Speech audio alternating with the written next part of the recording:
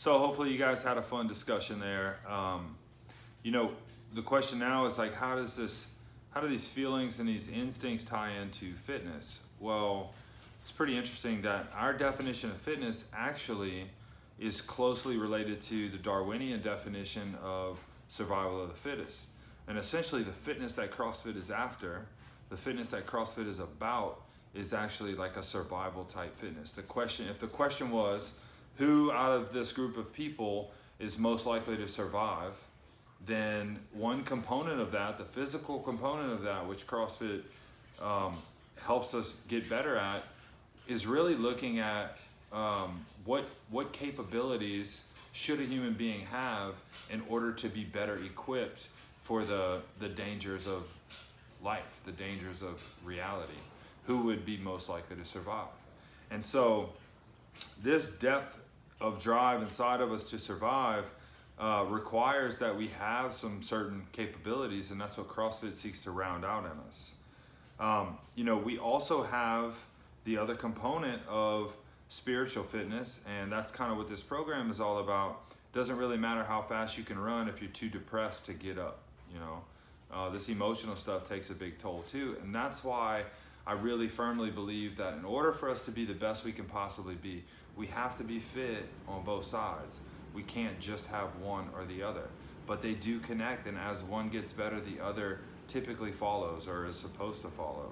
So when we're fit, you know, how that can actually lead to some emotional sobriety, if we're connecting that charged particle feeling to the instincts of fear, excitement, self-pity, well, one of the ways that I can alleviate my fears is by knowing that I've done everything I can to be prepared. And in the physical realm, you know, what that looks like is taking care of my body. You know, if you guys eat well and then all of a sudden you have like a blowout weekend, how ready are you to sort of face the day and the challenges that come along that Monday? I don't know about you guys, but man, I'm pretty jacked up for like 2 or 3 days, depending on how hard I go. And it was the same thing when we were using, right? We would use and we'd be out of the game for a while, recovering from it. And that's in that situation, you really, if you really want to look at it, you're in danger of not being able to survive situations. You know, one of the things that really kind of shook me was when I realized, drunk as I used to get, you know, if an attacker or a robber came into my house, like I literally wouldn't have been able to defend myself or my wife or my kids. And that was kind of a big realization for me that, hey, I know we feel like we're in this environment and protected and nothing bad will ever happen to us, but the reality is stuff like that happens all the time. And so it's part of my responsibility as a human being to be prepared in every area of my life. And that's what this is about. Not to mention, you know, we're talking about the emotional thing.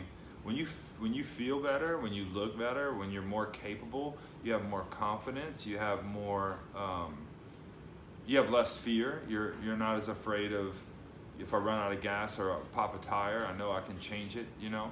Things like that. It seems kind of silly or trivial, but in reality, it has a lot to do with the overall mood that we walk around with our lives, and that sort of that overall mood being one of more capability and one of more strength and pride and self-esteem can enable us to enjoy and experience a better life than we could have otherwise. So for your workout today, it's a pretty good one. 15-minute AMRAP, 7 pull-ups, 7 dumbbell push press, recommended 35s for the guys, 25s for the girls, and 7 dumbbell front squats, which you guys will, your coach will help you with. You know, you guys don't ever have to do exactly what it says if you're going to use barbells instead of dumbbells, or if you want to turn those 7 into thrusters, whatever you guys need to do to make this work for you. And then for the SobrietyWod, you know, I actually want you to take a second and write out your 5 biggest fears, whether you feel like they're justified or whether they're, you know, everybody always yells out snakes, or it doesn't matter, whatever they are. And this could be a good exercise for you to kind of learn something about yourself here. So you guys enjoy the workout, get that little buzz we get from this stuff, high fives and hugs, and we'll see you next week.